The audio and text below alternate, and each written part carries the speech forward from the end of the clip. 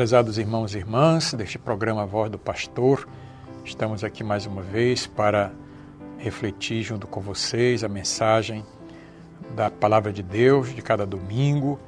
E neste domingo nós iniciamos mais um ano litúrgico, no qual revivemos, lembramos, podemos dizer também atualizamos os mistérios da história da salvação. Uma coisa importante do ano litúrgico, ele nos ajuda a celebrar e viver os mistérios da salvação baseado em 3 aspectos importantes que a gente precisa estar atento quando celebra, por exemplo, a missa, um sacramento, que são os mistérios da encarnação. Por exemplo, nós celebramos isso muito bem no Natal, o mistério da Páscoa e também as realidades finais dos tempos, que nós chamamos de escatologia ou parousia. Como nós estamos vivendo nesses dias, ou vivemos nas últimas semanas do ano litúrgico, e iniciamos o novo ano litúrgico com esse horizonte, essa perspectiva de algo que termina, digamos assim, de acontecer, que passa, e uma realidade que, de uma certa forma, nos faz antever o futuro, a vida eterna. Então é bom a gente estar atento, porque cada celebração ela nos ajuda a revigorar a nossa fé nesses mistérios. Nas 2 primeiras semanas do Advento, vigilantes e alertas, esperamos a vinda definitiva e gloriosa do Cristo Salvador, que eu acabei de falar. Nesses 2 próximos domingos nós vamos ainda vivenciar algumas coisas que vivemos no final do ano litúrgico passado. Então essa é digamos, uma espera, uma dimensão da espera, por isso a palavra advento. E depois, nas últimas semanas, lembramos a espera dos profetas, de Maria, dos pobres, de Javé, dos patriarcas, dos profetas, de Maria, de Isabel, de Zacarias, e preparamos-nos mais especialmente para o seu nascimento em Belém, naquilo que será para nós, digamos, a revelação de Deus, do mistério da encarnação, onde Deus se revela na pessoa de Jesus. Portanto, a palavra advento significa vinda, chegada, e nos faz, mais uma vez, repito, relembrar e reviver as primeiras etapas da história da salvação, quando todos nós, quando os homens e mulheres do passado se prepararam para a vinda do Salvador, e nós possamos nos preparar hoje em dia para a segunda vinda do Cristo, nosso Salvador. Então nós queremos aqui lembrar, através das leituras, digamos assim, esses temas chaves do Advento, que são a espera, a vigilância, a preparação dos caminhos, a conversão como busca de justiça e do amor, e também da esperança. É bom a gente lembrar que essa palavra é chave no Advento, É espera, esperançosa, esperançar, são expressões que estão muito fortes, latentes, nas leituras que nós ouvimos. Então vamos agora ouvir a primeira leitura, que é tirada do profeta Isaías, capítulo 2, versículos de 1 a 5. Visão de Isaías, filho de Amós, sobre Judá e Jerusalém. Acontecerá nos últimos tempos que o monte da casa do Senhor estará firmemente estabelecido no ponto mais alto das montanhas e dominará as colinas. A ele acorrerão todas as nações, para lá irão numerosos povos e dirão: vamos subir ao monte do Senhor, à casa do Deus de Jacó, para que ele nos mostre seus caminhos e nos ensine a cumprir seus preceitos. Porque de Sião provém a lei e de Jerusalém a palavra do Senhor. Ele há de julgar as nações e arguir numerosos povos. Estes transformarão suas espadas em arados, suas lanças em foices. Não pegarão em armas uns contra os outros, e não mais travarão combate.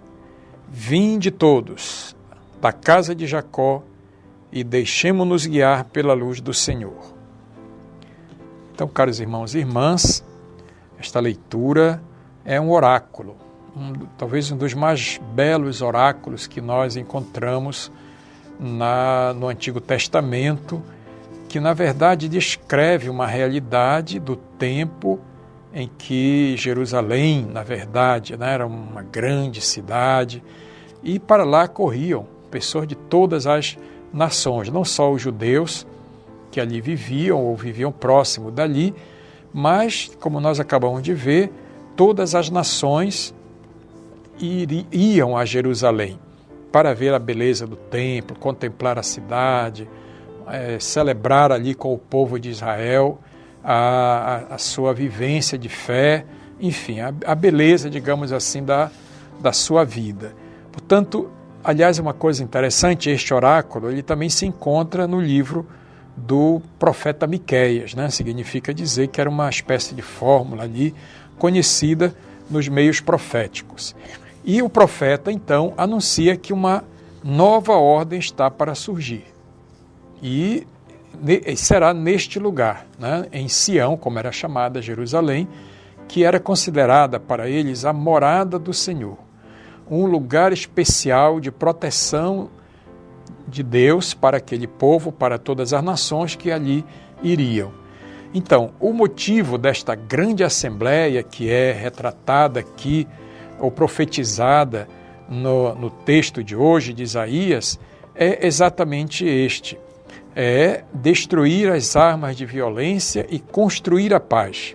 Esse é o verdadeiro, digamos assim, significado da instrução da lei do Senhor, que está naquilo que nós conhecemos como Torá, ou seja, a lei de Deus que deve se traduzir em ações concretas da retidão, da justiça, ou seja, que revele, na verdade, um comportamento ético, moral de quem busca trilhar os caminhos do Senhor. Embora falando de uma realidade ali, talvez do tempo presente, o anúncio profético se projeta também para uma realidade futura, uma realidade de paz que revela, podemos dizer assim, um tempo de Deus, um novo tempo de Deus na realidade da história daquele povo. E uma coisa muito interessante para dizer, né, que esta morada de Deus tem um desejo de Deus, que é fazer todos os povos convergirem para Ele e ali se proporcionar um grande encontro de paz entre povos e raças. Nesse sentido, as divisões, as inimizades, todas elas deveriam ser eliminadas, né? Por exemplo, as intrigas, as guerras, as hostilidades, os conflitos todos deveriam ser desfeitos. O encontro com Deus deve ser um encontro harmonioso, não só com Ele, mas também entre as nações, e isso resultará no progresso, no entendimento entre os povos, enfim, a cooperação, né, mundial, digamos planetária, para trazer o bem, a paz, o bem-estar, o bem-viver para todas as pessoas. Portanto, podemos dizer que este oráculo é um poema de paz, da paz universal, da convergência de todos os povos em volta do Senhor. É um verdadeiro cântico, né? Uma alegoria belíssima, né, de um canto que traz essa grande mensagem de transformar aquele monte chamado Monte do Senhor ou Monte do Templo no centro do mundo, a morada de Javé. E é uma coisa interessante, né, que a gente tira desse texto, assim como uma força muito grande, é que não só os hebreus, mas também os povos, as gentes, vêm atraídas pela força irresistível da palavra de Deus e querem conhecer essa palavra.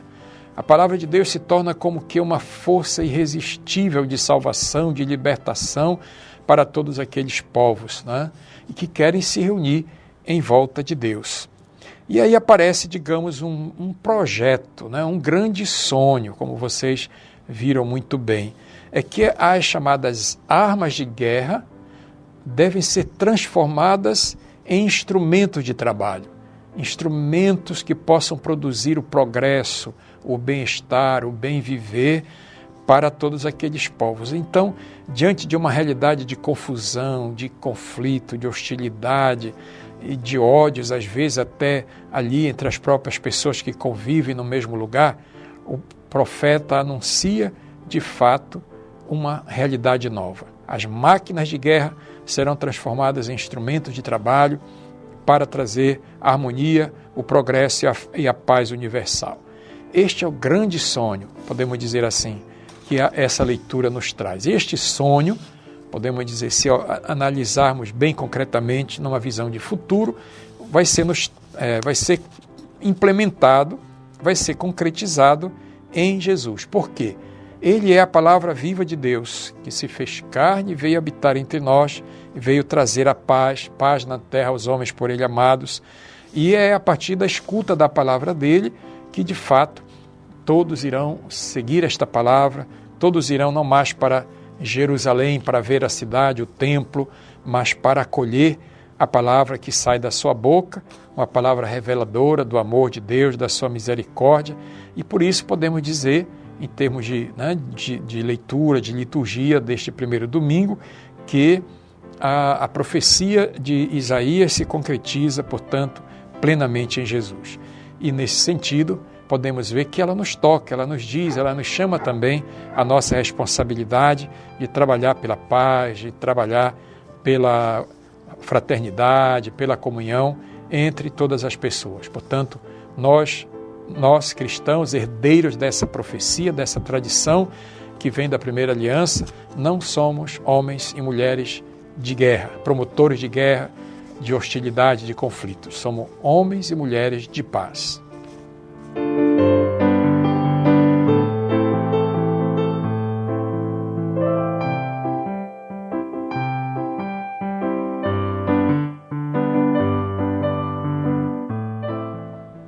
A segunda leitura de hoje nos vem da carta de São Paulo aos Romanos, que diz assim, São Paulo aos Romanos, capítulo 13, versículos de 11 a 14. Irmãos, vós sabeis em que tempo estamos, pois já é hora de despertar. Com efeito, agora a salvação está mais perto de nós do que quando abraçamos a fé. A noite já vai adiantada, o dia vem chegando. Despojemo-nos das ações das trevas e vistamos as armas da luz. Procedamos honestamente como em pleno dia. Nada de glutonerias e bebedeiras, nem de orgias sexuais e imoralidades, nem de brigas e rivalidades. Pelo contrário, revesti-vos do Senhor Jesus Cristo. Que bela leitura, na verdade. Eu diria assim, muito atual também, para nos ajudar a perceber a necessidade que temos de fazer com que esta palavra de Deus seja vivida, né, por todos nós. A mensagem do texto é uma espécie assim daquilo que eu falava no começo dessa reflexão, né, do advento, é como uma espécie de exortação escatológica, uma advertência dirigida aos cristãos de Roma. São Paulo, é bom lembrar, né, para situar um pouquinho essa carta, ele está em Corinto, né, está em Corinto, portanto longe ali da cidade de Roma, mas ele escreve essa carta para Roma para dizer da vontade dele de ir a essa realidade nova, digamos assim, do mundo.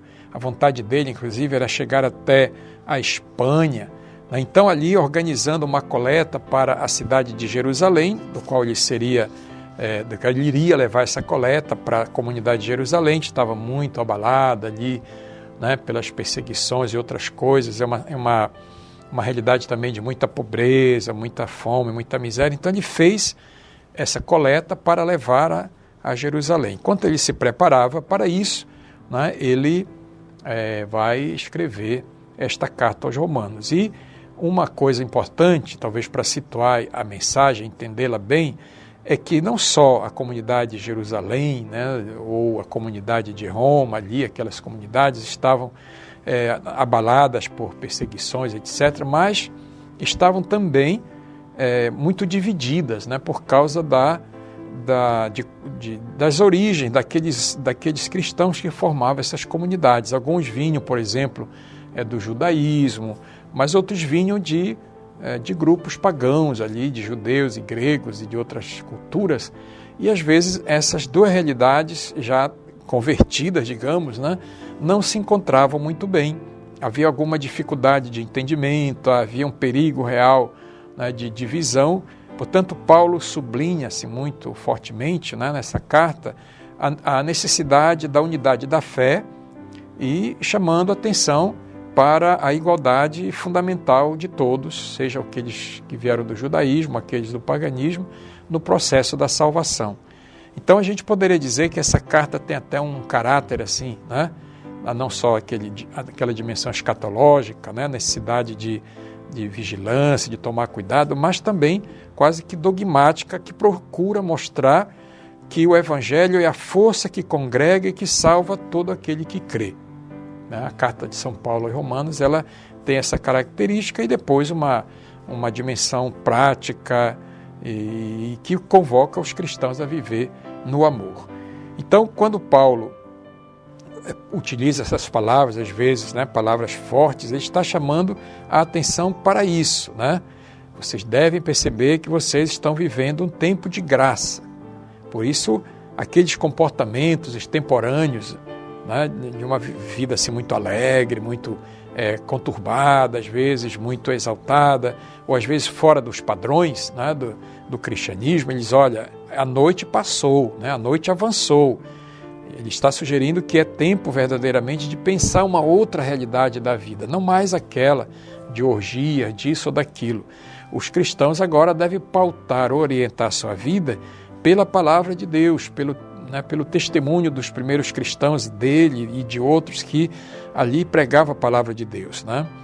E coloca essa dimensão da parousia escatológica da segunda vinda do Senhor, que seria, segundo o entendimento dele, um futuro não tão distante, né? Então Jesus viria para concluir a história da salvação e colocar, digamos, uma pá de cal nessas expectativas que às vezes eram completamente erradas e que às vezes as pessoas davam contra testemunho disso, né? Por isso as palavras elas são muito fortes, né? Levantem do sono, a salvação está perto, né? Jesus está vindo para concluir a história da salvação. E aqui eu creio que aparece também para nós hoje, né, uma advertência, uma orientação, porque às vezes aqui a acolá a gente fica escutando algumas pessoas falarem de um tempo, né, que essa vinda vai acontecer, o quando, ou então um local, ou onde essas coisas irão acontecer. É bom a gente tirar isso da cabeça, né? A gente fala tanto disso, faz muita catequese sobre isso,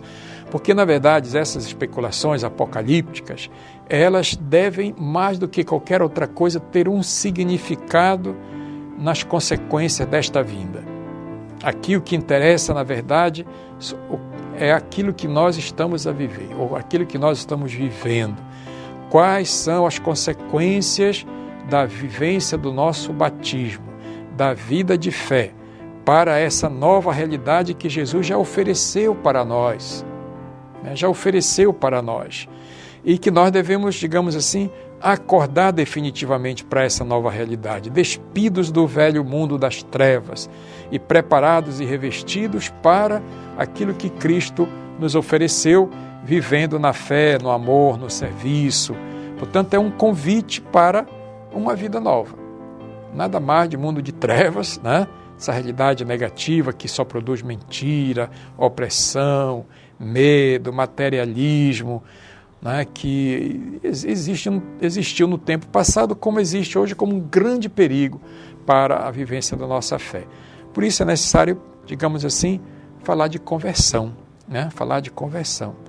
E, nesse sentido, assumir com seriedade, né, a vida nova que o Senhor nos ofereceu através da igreja, através dos tempos, desde o tempo de Paulo, de Pedro, até nós. Portanto, mais uma vez, né, aqui aparece claramente para nós esse convite à conversão e um convite à esperança, né? Mais uma vez, eu repito, reitero, reforço que o tempo do advento que nós vivemos hoje é viver o tempo da esperança.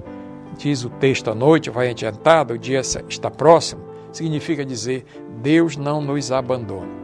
Ele virá ao nosso encontro e ajudar-nos a construir esse mundo novo que nós desejamos seja um mundo onde todos possamos viver como irmãos. É bom a gente lembrar que essa para nós é, digamos assim, a última palavra, né? A última palavra que a história vai ouvir, e essa é a palavra de Deus que liberta e salva a todos nós.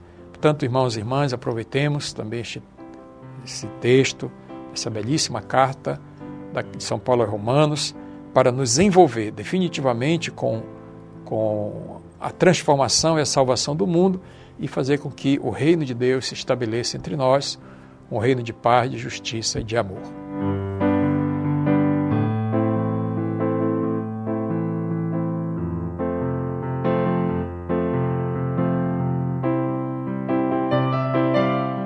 Passemos agora então ao Evangelho deste primeiro domingo do Advento. O Evangelho é tirado de Mateus, São Mateus, capítulo 24, 37, 44.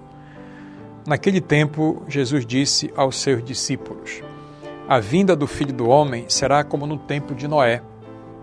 Pois nos dias antes do dilúvio, todos comiam e bebiam, casavam-se e davam-se em casamento, até o dia em que Noé entrou na arca. E eles nada perceberam até que veio o dilúvio e arrastou a todos. Assim acontecerá também na vinda do Filho do Homem. 2 homens estarão trabalhando no campo, um será levado, o outro será deixado. 2 mulheres estarão moendo no moinho, uma será levada e a outra será deixada. Portanto, ficai atentos, porque não sabeis em que dia virá o Senhor. Compreendei bem isso. Se o dono da casa soubesse a que horas viria o ladrão, certamente vigiaria e não deixaria que a sua casa fosse arrombada. Por isso também vós ficai preparados, porque na hora em que menos pensais, o Filho do Homem virá. Irmãos e irmãs, nós temos aqui um texto que podemos considerar uma espécie de despedida, né, de Jesus e preparando os seus discípulos para o novo tempo que virá sem ele. No Evangelho de Mateus, esse é chamado discurso escatológico, portanto, né? E ao mesmo tempo tem uma linguagem assim, bem, né, analógica, a gente chama de parabólica também, né? Jesus já havia anunciado o reino de Deus, né, toda a sua caminhada de vida, e agora ele fala desse tempo da expectativa, de um segundo momento que ele virá, um outro momento que ele virá, e convida para a vigilância constante, a fim de que os seus seguidores não sejam surpreendidos. Então, a linguagem utilizada, né, de pequenas parábolas nos ajuda, portanto, a entender não só a realidade daquele tempo em que Jesus estava vivendo, a comunidade de Mateus estava vivendo ali após a destruição do templo de Jerusalém, a própria cidade de Jerusalém, o tempo das perseguições. Então estava verdadeiramente admoestando, exortando e fortalecendo, buscando fortalecer a fé dos cristãos ali, daqueles seguidores dele. Então esse é digamos assim, um ambiente, né, que, de uma certa forma, ajuda a gente a entender o contexto da palavra e da catequese que vem deste Evangelho, e mostra também que possivelmente ali naquela comunidade havia ali, não sei, alguns sinais de abandono, de desleixo, de esfriamento, de rotina, e que começava a aparecer na comunidade, né, e era necessário que o povo ali renovasse a esperança e levasse aqueles que crescem a comprometer-se na história construindo o reino de Deus, né? Portanto, é uma exortação, né? Um convite para que eles fiquem atentos. E ali aparece, digamos, uma chave, né, que ajuda esse povo a ficar firme, para permanecer firme nessa orientação que é dada pelo Senhor, que é a vinda do Filho do Homem, né? Então, para Jesus, isso será um fato certo.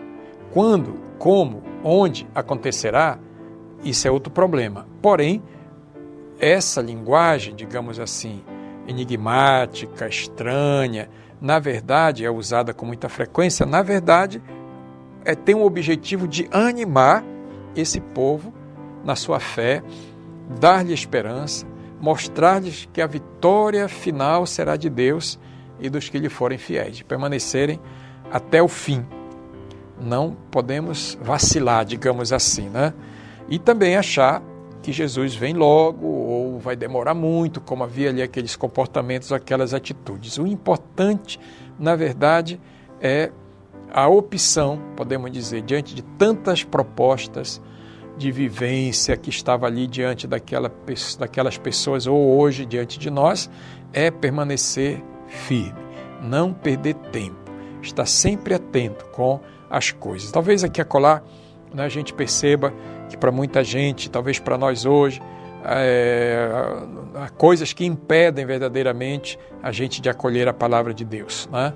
Então a gente quer, não sei, gozar da vida, fazer o que bem entende, ou fica muito obcecado com o trabalho, né? Então a gente acha que tem que trabalhar, né? Para, sei lá, ter uma vida boa. Há outros que se instalam, fazem da sua vida religiosa uma rotina, uma coisa assim, né? de todo dia, aquela ladainha de sempre, e não quer saber de nada, de nenhum compromisso, de nenhuma missão. Tem gente que vive lá, né, digamos assim, no automático, né? Faz as coisas no automático e não presta atenção para aquilo que às vezes está ali ao lado, a realidade de sofrimento, o abandono das pessoas, ou a necessidade de um compromisso, de uma missão. Então, agora Jesus chama, digamos assim, o Evangelho chama a recentrar a vida no essencial, a redescobrir aquilo que é importante, e estar atento às oportunidades que o Senhor dia a dia oferece. A gente poderia até dizer uma coisa aqui, né, bem forte, a gente poderia dizer todo dia é dia do Senhor. Todos os dias Ele chega, todos os dias Ele vem, Ele está no meio de nós. Então não podemos ficar lá olhando para o futuro, para as nuvens, achando que Ele vai chegar ali a qualquer momento. Não é bem assim. Né? É bom lembrar que quando a gente fala, né, desse, digamos assim, desse momento, né, de chegada da segunda vinda do Senhor, às vezes essa linguagem mal entendida do Apocalipse, né, de que é um tempo de destruição, de guerras, disso ou daquilo, na verdade a linguagem apocalíptica ela não fortalece essa compreensão de destruição.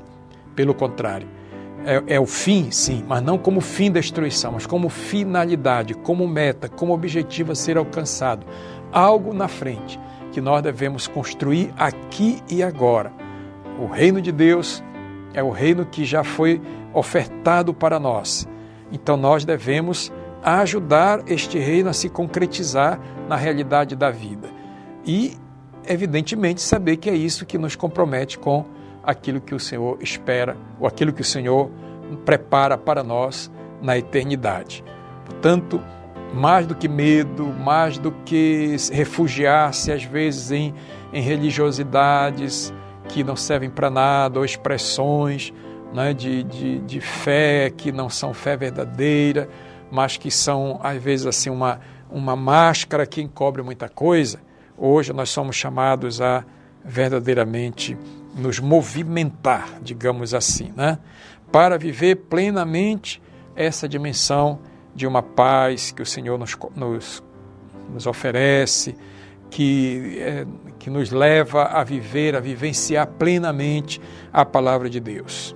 Nós queremos aqui, nesse sentido, fazer com que, né, esse tempo de vigilância, né, tempo de esperança, ele nos movimente, digamos, né? O crente, aquele que crê, ele está sempre preparado, não perde oportunidade para viver plenamente a sua fé, se comprometer com a realidade da vida para transformá-la. Nós não podemos deixar que as coisas da vida, os prazeres, o trabalho excessivo, a desatenção impeçam a acolhida do Senhor que vem. Por isso, caros irmãos e irmãs, nós queremos hoje, digamos assim, nos preocupar e colocar na nossa vida essa proposta do primeiro domingo do Advento, de uma proposta de dinamismo, dinâmica, vivencial, criativa, que nos leve a superar as tensões, os conflitos, a realidade dolorosa da existência e trabalhar por esse tempo de paz que o Senhor nos propõe. Se nós pegarmos o conjunto das 3 leituras hoje, de Isaías, de Paulo e do Evangelho de Mateus, nós vamos dizer assim: essas pessoas viveram tempos difíceis, mas a palavra de Deus aponta para um outro caminho, um caminho de novidade, um caminho de paz, de amor, de fraternidade, e que nós devemos colocar toda a nossa força, a força da fé que temos, a força que nos vem da palavra, do Espírito, a verdadeiramente trabalhar por dias melhores que são traduzidos nas palavras, sobretudo, foram traduzidos nas palavras, sobretudo, de Isaías, transformar os instrumentos de guerra em instrumentos de trabalho e de paz, e levantar-nos das nossas distrações, das nossas rotinas, para permanecermos na luz do Senhor. A palavra de Deus está soando, digamos assim, aos nossos ouvidos, nos alertando, nos convidando para essa realidade nova da vida, de um gosto saboroso dessa presença amorosa, dessa realidade tão próxima que o Senhor nos oferece e está aí no meio de nós, através, sobretudo, da nossa vivência de fé na igreja, no trabalho, na missão, nos sacramentos, sobretudo da Eucaristia, e na prática, na vivência da caridade, do amor e da fraternidade. Peçamos ao Senhor que faça, digamos, nos ligar, estarmos ligados a Ele, sintonizados a Ele por essas atitudes que nos fazem verdadeiramente celebrar e viver a nossa fé de um modo pleno e total.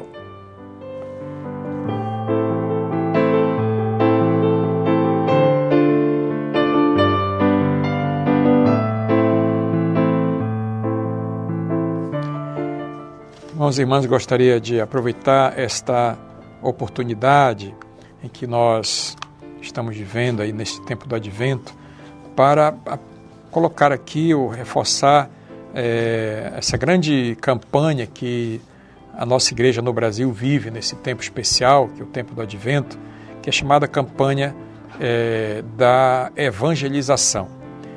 Então, essa campanha, ela foi criada pela CNBB há uns anos atrás para fazer com que os cristãos, católicos sobretudo, possam não só refletir à luz do tema, que depois eu vou falar, de cada campanha, mas, sobretudo, de ajudar o trabalho evangelizador da igreja. Por isso é uma campanha, como a campanha da fraternidade na Quaresma, a igreja no Brasil criou a campanha da evangelização. A campanha deste ano tem como tema evangelizar, graça e missão, que se dá no encontro. Então essa campanha visa mobilizar os católicos para a corresponsabilidade na sustentação das atividades evangelizadoras da igreja. E o ponto alto desta campanha será a coleta realizada no terceiro domingo do Advento este ano, nos dias 10 e 11 de dezembro.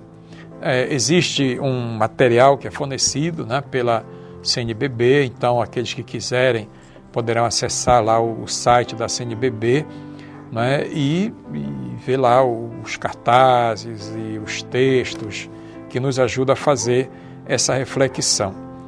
Uma coisa importante desta campanha é que ela está em sintonia com o terceiro ano vocacional celebrado pela Igreja no Brasil, que começou agora, em novembro de 2022, e vai até 26 de novembro de 2023 com esse tema Vocação, Graça e Missão.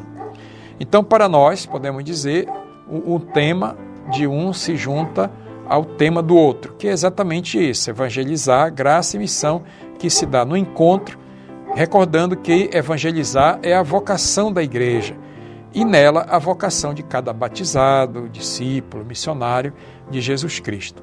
Então essa vocação é dom, é compromisso, é graça, é missão, que se realiza no encontro com outras pessoas, no encontro entre as comunidades, no encontro de gerações. Eu leio aqui um pedacinho do texto base que diz assim: neste tempo do Advento, no qual se realiza o tempo forte da campanha para a evangelização, Deus vem ao nosso encontro e renova a nossa esperança de um mundo novo. Queremos, portanto, convidar todos os cristãos e as pessoas de boa vontade a intensificar o encontro com a palavra, o encontro com o Cristo Pão, o encontro com os irmãos que sofrem e o encontro missionário. Então, uma parte do texto base muito importante. Então, assim, de acordo com a reflexão apresentada, a Igreja no Brasil vai, digamos assim, reavivar os 4 pilares da ação evangelizadora que estão aí nas nossas diretrizes gerais da ação evangelizadora do Brasil, que estão em vigor até o próximo ano. A palavra, o pão, a caridade e a ação missionária. Desta forma, a gente espera que todos os cristãos católicos tomem consciência de que não existe evangelização sem esse encontro interpessoal. A partir deste encontro, diz o texto base, entenderemos igualmente que precisamos mais do que nunca nos comprometer com a obra evangelizadora, deixando-nos encontrar, saindo ao encontro do outro e promovendo a cultura do encontro. Hoje uma realidade tão necessária diante das adversidades que a gente se encontra, diante de tantos conflitos, às vezes até conflitos gratuitos que não têm absolutamente nenhuma força relevante que promova de fato o progresso, que promova o desenvolvimento de nossa sociedade, de nosso país. Às vezes esses confrontos só servem para destruir a nossa unidade de nação, de pátria. Então nós precisamos retomar esse caminho, acabar com essas desavenças que existem entre nós e promover de fato aquilo que pode nos levar a uma realidade nova de vida, de fraternidade, de esperança, de um país verdadeiramente pátria e mátria de todos. Então, nesse sentido, é bom lembrar que o texto que é proposto como texto base, ele ajuda a construir, a constituir a cultura do encontro a partir da encíclica Fratelli Tutti, do Papa Francisco, sobre a amizade e a paz social. Por isso eu conclamo todos os nossos católicos, as nossas paróquias e comunidades, a ter um momentinho lá, que seja do tempo aí nos encontros para refletir sobre isso, porque nós temos aí esses 3 domingos, para ter 3 semanas praticamente do Advento, para que esse tema possa nos sustentar nas atividades evangelizadoras de nossa igreja. Mais uma vez, eu repito, nós teremos a coleta no 3º domingo do Advento, entre 10 e 11 de dezembro, para ajudar a muitas atividades que a igreja realiza ao longo do ano. Esse dinheiro arrecadado ele servirá para financiar muitos movimentos, grupos ou iniciativas que nós encontramos na igreja, sobretudo nesse campo da evangelização. E aproveito ainda a oportunidade para, digamos assim, motivar para que as comunidades, as paróquias, elas realizem as chamadas novenas do Natal. Isso é uma tradição muito antiga da igreja, do ponto de vista de preparar, sobretudo, as famílias, as comunidades, para o dia do Natal. É uma praxis muito bonita, onde as famílias se reúnem em torno de um tema, da imagem do menino Jesus, e ali refletem sobre a palavra de Deus daquele dia e vão passando de casa em casa. Vocês imaginem quanto bem a gente pode fazer às pessoas que estão aí, às vezes, afastadas, distantes da nossa convivência, de serem tocadas nesse período tão bonito do Advento em preparação ao Natal, pela mensagem que o Natal nos traz, a mensagem de paz, de harmonia entre nós, e levando assim, para dentro de casa das pessoas, com certeza essas pessoas serão tocadas pela palavra de Deus.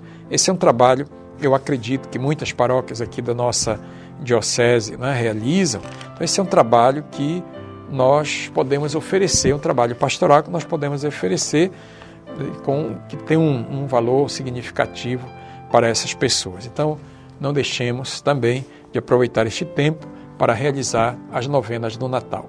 Muito obrigado pela sua atenção, que a força, a luz do Espírito possa renová-los na sua fé e na sua caminhada de igreja. E que a bênção do Deus Todo-Poderoso, Pai, Filho e o Espírito Santo, desça sobre vós, sobre vossas famílias e permaneça para sempre.